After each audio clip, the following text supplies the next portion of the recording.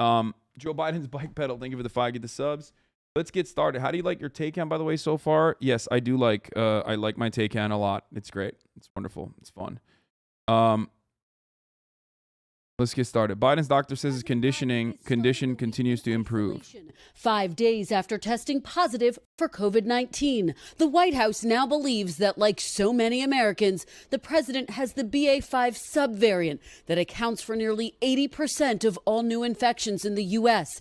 Though the president is vaccinated and double boosted, even he has been unable to escape the new, highly contagious strain. On Sunday, the White House doctor, writing in a letter, the president's symptoms continue to improve significantly, noting, quote, his predominant symptom now is sore throat. This is most likely a result of lymphoid activation as his body clears the virus and is thus encouraging. According to the doctor, the president's cough, runny nose, and body aches have diminished considerably. His lungs are clear, though his voice remains a bit deep. That was on display when the White House released a video of Mr. Biden working last Friday. Let me start by apologizing for my voice.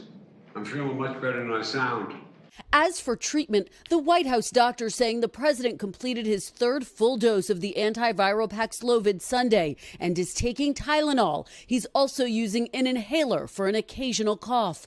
The White House's top medical advisor, Dr. Anthony Fauci, saying over the weekend that's not a cause for concern. He has a history of asthma and he uses a bronchodilator to make sure he just breathes well. He has no trouble breathing at all right now. That's something that he does regularly when he gets an upper respiratory infection. He does regularly.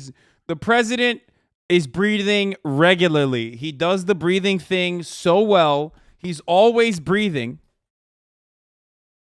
And he's actually, I would say, famous for breathing regularly. All right? No irregularities in his breathing. Thank you. I know what he's trying to say. He was talking about like the asthma thing or the bronchitis thing. Like that's a regular thing that happens with him or whatever. But like the way he framed it makes it unironically seem like homie is, he's breathing regularly. The White House has aimed to downplay concerns about the 79-year-old president's COVID diagnosis, releasing photos of him working, although they did not release any new ones over the weekend.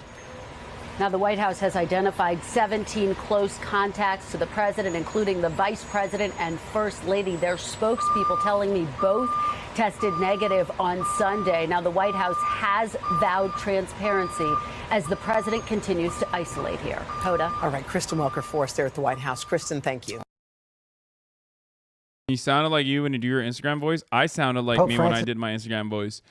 Speaking of old Catholics, okay, Pope Francis. The woke pope, for those of you who don't know, I mean, the as woke as you can get as the pope. Obviously, there's limitations to all that.